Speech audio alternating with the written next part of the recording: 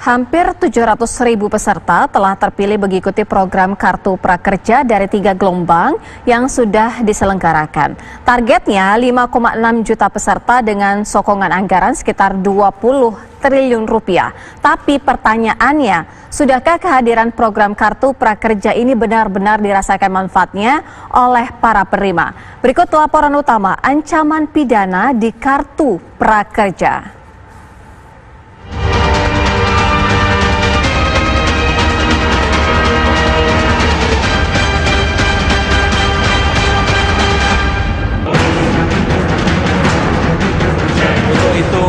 Akan saya luncurkan yang namanya Kartu Prakerja seperti ini, Kartu Prakerja.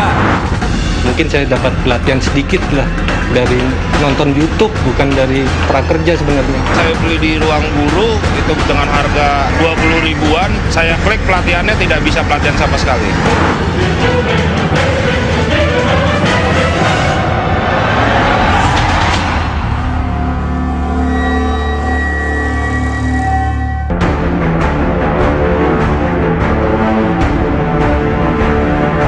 Sejak pendaftaran dibuka kali pertama 11 April 2020, program Kartu Prakerja telah menuntaskan 3 gelombang dari 34 gelombang yang dicanangkan. Jelang gelombang 4 mendatang, sudah lebih dari 11 juta orang menyerbu mendaftarkan diri. Padahal daya tampung keseluruhan yang sanggup ditawarkan disebut-sebut sekitar 5,6 juta peserta saja. Membludaknya peminat memaksa seleksi calon peserta lebih ketat lagi. Ini akan dimitigasi ya dengan Perpres baru ini, tentu saja persoalan itu akan dimitigasi ya. Kita lihat nanti untuk batch yang kedepannya akan lebih baik lagi, terutama persoalan-persoalan yang muncul dari batch sebelumnya akan diselesaikan secara seksama dan cepat begitu.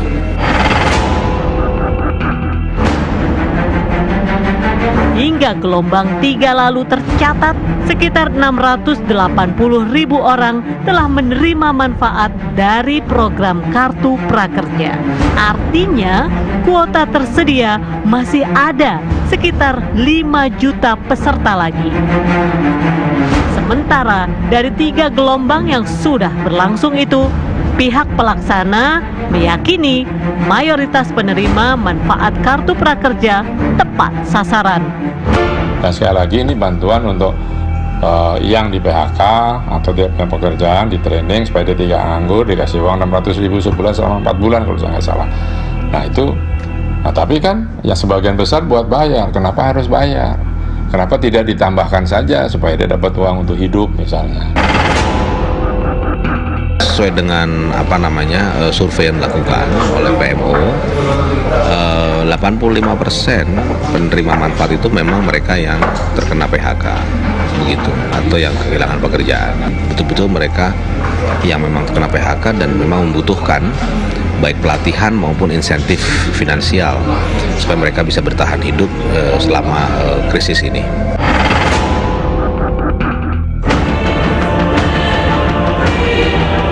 Persoalan di lapangan, tidak sedikit dari penerima Kartu Prakerja diselimuti kebingungan ketika hendak memanfaatkan program itu. Muhammad Nur Huda misalnya, ia yang terdaftar sebagai penerima Kartu Prakerja mengaku sempat ikut pelatihan dari program itu.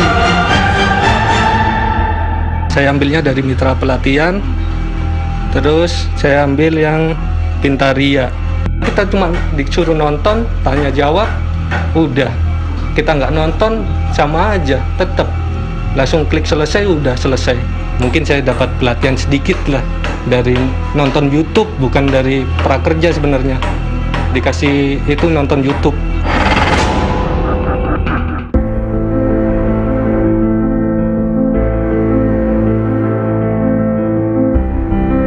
Kebingungan juga dirasakan Ricky Yohanes, penerima Kartu Prakerja lainnya.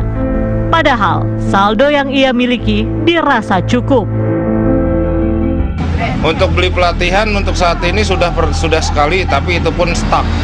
Itu kurang tahu, saya beli di Ruang Guru itu dengan harga 20 ribuan, itu saya klik pelatihannya tidak bisa pelatihan sama sekali. Saldo saya mendapatkan 976.000, tapi saya tidak bisa menggunakan untuk membeli pelatihan karena pelatihan yang sebelumnya itu stuck dan tidak bisa digunakan. Saya sedikit kecewa.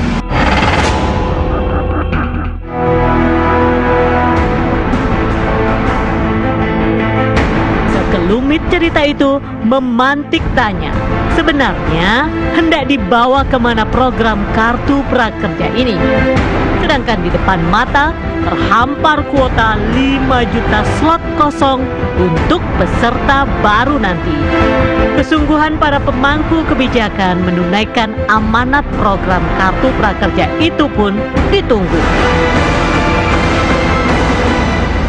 Kita mengusulkan untuk ditinjau ulang ataupun dihentikan sementara, karena sebenarnya kartu ini semangatnya dulu memang ingin memberikan manfaat ya, tetapi begitu ada implementasi yang kurang transparan, kemudian juga adanya pelatihan-pelatihan yang belum sesuai ataupun tidak sesuai dengan kebutuhan teman-teman pekerja, ini artinya membuat masukan-masukan dan kritisi dari teman-teman pekerja yang menyampaikan kepada kita.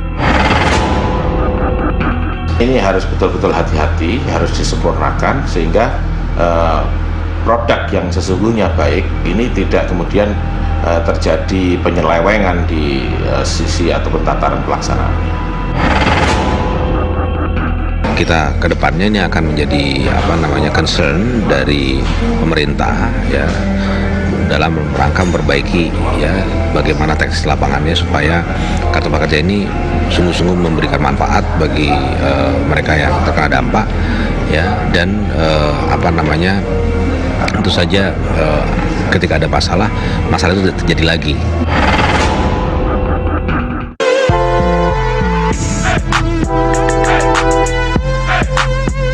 Sudah semestinya bila aturan baru diterbitkan untuk mendukung langkah dan tujuan yang lebih baik.